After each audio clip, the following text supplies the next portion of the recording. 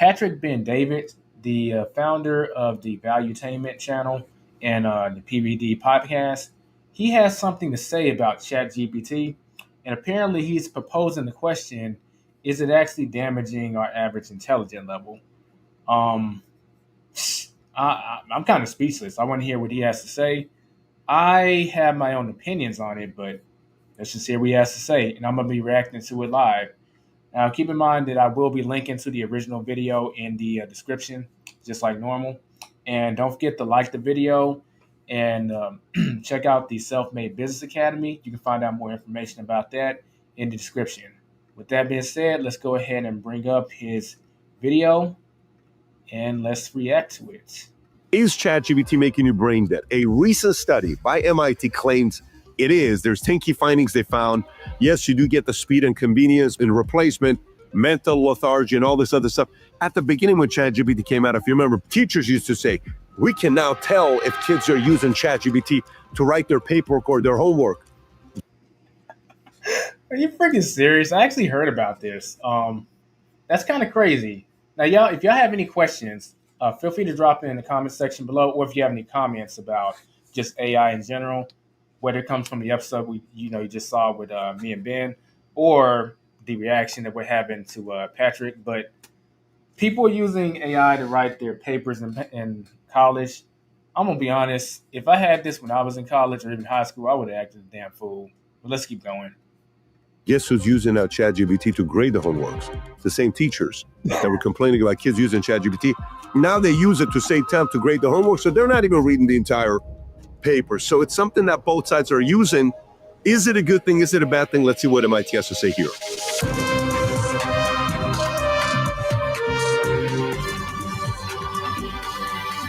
The ChatGPT effect. That's so appropriate. So I'm going to be reacting to this in the context of a business owner or from the side hustler. And I'm going to be honest, because I use ChatGPT a decent amount, not a whole bunch, but a decent amount. And there are times where I could use it for something, but I purposely choose not to. And the reason I choose not to is because if you overuse AI, I'm not talking about automating. Like me and Ben just had an excellent show about automating tasks that don't require that much brain power. That's where AI shines. But let's say if something does require a level of critical thinking. Critical thinking is a muscle. If you're not using it, it's going to start to atrophy. And I kind of equate it to if I'm lost, not lost massively, but let's say if I'm in Dallas, for instance, and I am in a residential neighborhood. I know the general city of Dallas, but that one neighborhood, I'm just kind of lost. I could pull up my Waze navigation and just click some random place and it'll navigate me out the neighborhood. And I choose not to do that because you know what? I still want to make sure I have the functioning muscle of being able to find my way around the city. So I don't use GPS all the time just so I can retain that ability. I feel the same way about ChatGPT in terms of having to do any kind of critical thinking tasks. I only wanted to do mindless and dumb repetitive tasks that just will take extra time so I can get my time back. I don't want to use it for anything critical thinking wise because if we're going to be honest, it will have its flaws in critical thinking sometimes too. It's better if you do it, but let's keep going. If you get value out of this video, give it a thumbs up and subscribe to the channel. Let's get right into it. 10 key findings. Number 1, lowest brain engagement. I feel like I just said that. All right, let's go. An EEG scan measured brain activity across 32 regions. Of the 3 groups, ChatGPT, Google Search, and No Tools, the ChatGPT groups showed the weakest overall brain activity, especially in regions linked to semantic processing, creativity, and memory. So that makes sense. Wait, everything you mentioned is the right side of the brain. Wow. I just find that's an interesting observation. Because Google, you're asking basic questions. ChatGPT, you can ask specific creative questions to give you a lot more. Nowadays, people are coding with ChatGPT. People are making websites with ChatGPT, so I can see that. Number 2, mental laziness over time. Participants grew increasingly dependent on ChatGPT. By the 3rd essay, most had stopped editing or refining the outputs They were copy pasting entire responses with minimal thought or personalization. That's the next part. Your signature's not on it. I'm just using ChatGPT. I'm getting lazier. Number three, soulless writing. Educators describe ChatGPT written essays as uniform, emotionless, and creatively sterile. Though grammatically correct, they lacked original insights or personal voice, hallmark of critical thinking. Did I not just say that a few minutes ago? Yeah, I can see this. Now he's pointing out the stats like Patrick always does. That's why I like. That's why I follow his content. Be sure to check out Valuetainment, great channel.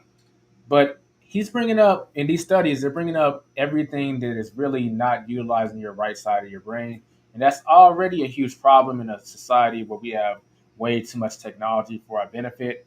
I mean, we have way too much technology, so the right side of our brains usually isn't used as much. That's holistic thinking. That's cognitive logic. That's creativity. A huge part is a memory. Uh, so yeah, interesting. So far, all three are critical thinking. Let's go to the fourth one. Poor memory retention. When asked to rewrite their essay without AI assistance, most ChatGPT users couldn't recall what they'd written. Well, that's because they didn't write it. ChatGPT wrote it for them. And I think it's interesting they're bringing up that these papers that these college students are using, are having ChatGPT write, um, they're not, how can I put this? How can you expect them to be creative if they're written by a machine? So not putting two and two together and at least reading over the paper and then injecting your own like flavor or creativity into it, I see how it's really becoming lazy. And we're going to relate this back to side hustles and business. The same thing can happen if you start overusing Chat GPT. Like even I said in my podcast with Ben, I've been using Chat GPT to write my emails, but those are the more just mechanical, I just want to get information out type emails. There's three types of emails, okay? In fact, there's someone, his name is Onk Single. He's kind of like the grandfather of email marketing in terms of taking it to the next level and really getting the most engagement with the highest open rates and click through rates. There's content emails, there is story emails, and the last one is so you got content emails, you got story emails, and the last one is escaping my mind. Oh, they have sales emails, arguably the most important one. Now, ChatGPT could be good at writing the content emails because you would just be using the ChatGPT to pull the content out of a video or article or whatever, and they're just kind of mainstreaming it to send to the audience. That's what I use it for. It could also be good at writing a sales email, although a sales email can come off a little too stale if it doesn't have any kind of creativity or emotion in it. And it can write a story email if you give it enough information on yourself, but it's just going to miss that personal flavor that only you can give. And oftentimes, it's best to use a hybrid approach between these emails and combine the two, like a content slash story email, a story slash sales email. So when you look at it like that, ChatGPT can only really successfully write one of those type of emails where it's not going to be that questionable. That's the content email. But the sales email, to a smaller extent, and especially the story email, if you outsource that, it's going to come off as too robotic, maybe even inauthentic, and it's not going to have the desired outcome of getting the person to click on your stuff or buy something. So yeah. EEG readings show low alpha and theta brainwave activity, markers of weak memory encoding and cognitive engagement. Okay, that makes sense. Fifth, highest engagement from non-AI users. The group writing without any tools demonstrated the strongest neural activity, especially in areas tied to imagination, language construction, and decision making. Six, Google outperformed ChatGPT, even traditional Google search, which still requires filtering, evaluating, rephrasing, led to higher satisfaction and mental stimulation than ChatGPT. I wonder if this MIT research has been funded by Google, by the way. I was about to ask that. That sounds just a tad bit too biased. Because can Google really be objective, with them having Gemini? I'm just saying, like, I might look into if they actually are sponsored by Google, and if they are, I might just ignore that tidbit because they would be biased. Because this is kind of making Google look good, right? Number 7, loneliness correlation. Separate MIT research linked heavy ChatGPT usage to increase loneliness, especially in users who substituted real conversations with AI interactions. Okay, I can see that. Somebody sends you a text, like I see nowadays. You know how somebody's responded to you in ChatGPT? It has that, what do you call it, the hyphen twice, a longer hyphen. I'll see somebody, I'll send a text message to them. So, hey, based on these 3 different things, what happened to the 3 different clients? And I will literally see the message sent to me that was from ChatGPT. So I'm thinking they take my text question, put it in ChatGPT, say, my boss just asked me this question. This is what I have. What is the best way to give him a response to make him feel at ease to lower tensions? Boom, boom, boom, boom, boom, boom. Copy, paste, put it in there. I'm like, this guy just sent me back a ChatGPT response. Just talk to me. Tell me how you feel. So you almost feel like they're not talking to you. I'm talking to ChatGPT. Number 8, programmers also affected. A follow-up study on coders using AI systems revealed even steeper drops in cognitive efforts, with some users becoming so reliant that they couldn't troubleshoot their own code without help. I can see that. Number 9, children at greatest risk. Researchers warned that early exposure to AI-generated writing and decision-making could stunt development of memory, resilience, and problem-solving, especially during formative years. I agree. 10. I'm just pausing it for, I got to say, fair use for YouTube algorithm because I don't want the video to get flagged. Besides, I'd be repeating what I already said, so let's keep going. But I see that we have more people that joined us. So feel free to drop in the chat. How do you feel about ChatGPT and AI? Is it a good thing or is it a bad thing? Let's get a little conversation going in the chat, and I'll pull up any questions y'all have. Let's keep going. Comprehension failures. The study included embedded trick questions and hidden assumptions.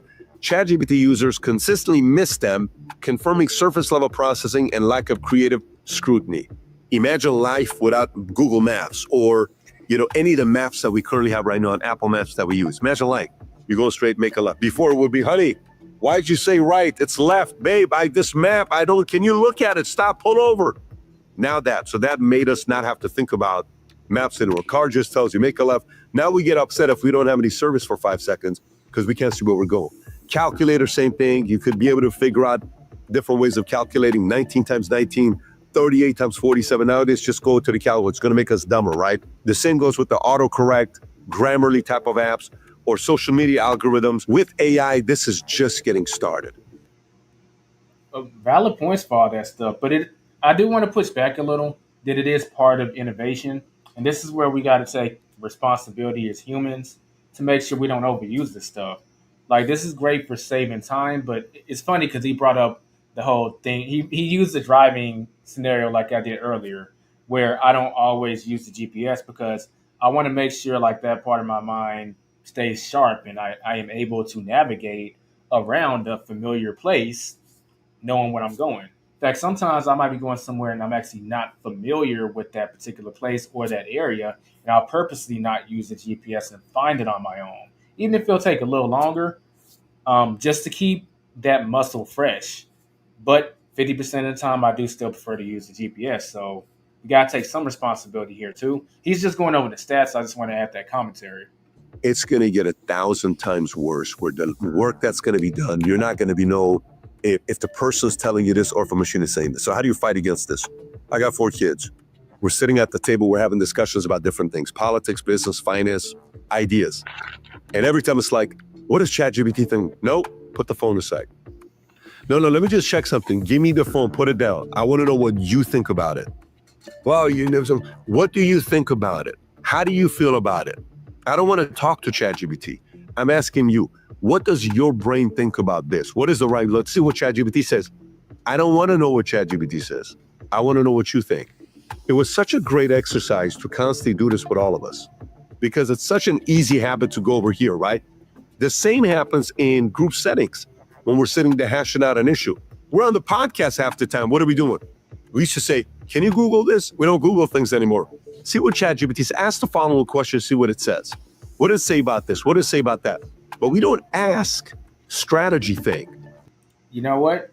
This is a good case in point. Not the last Money Monday, but the one before that, where we were talking about how much I was reacting to Slim Thug's financial advice on saving money, and how I disagree with it being universal advice. If you're so broke that you don't have much money to save every month, you'd be saving like maybe $30 of your cash flow is only $30 positive every single month. That's not going to do much to save. You need to really look at saving to invest in some kind of trade or skill. And then I just Googled like how much does the average, it was either a plumber or electrician or something, makes in America, and it gave a number. And I used that data to kind of I use that data to suggest that this is the reason why you want to get that trader skill so you can increase your income. Then we could look at saving. But I just wanted some data. That's the perfect way of using it, like he's using it, not having it actually think for me. We ask general information thing, right? Like, hey, Elon wants to start a third party. How do you start a third party? Who has done it before? How complicated is it? Versus, if you were to do it today, how would you have done it? That is a conversation I want to have to see what you think about it. Because that is the part where your signature is going on, whatever the idea is. If the idea is coming from here, what am I hiring you for? The more and more your ideas are predicated just based on what ChatGPT tells you, you're replaceable. You know by who? By AI. You're causing yourself to be replaced by AI. What do you think? So imagine if I'm on the other side. This is what my response would be. I'll say, hey, John, you asked the follow-up question for 10 ideas. Yes. Here's what ChatGPT said the 10 ideas are. I'm going to talk to my boss that way. This is ChatGPT's 10 ideas. Just want to put it out there. I highlighted 3 of them that are good. But these are my 10 ideas that I came up with. Really? That's not ChatGPT? No, these are my 10 ideas. What are they? Boom, boom, boom, boom, boom. I'm differentiating myself to show, here's ChatGPT, but this is who I am. I like that. I like that. That's a good tactic to steal.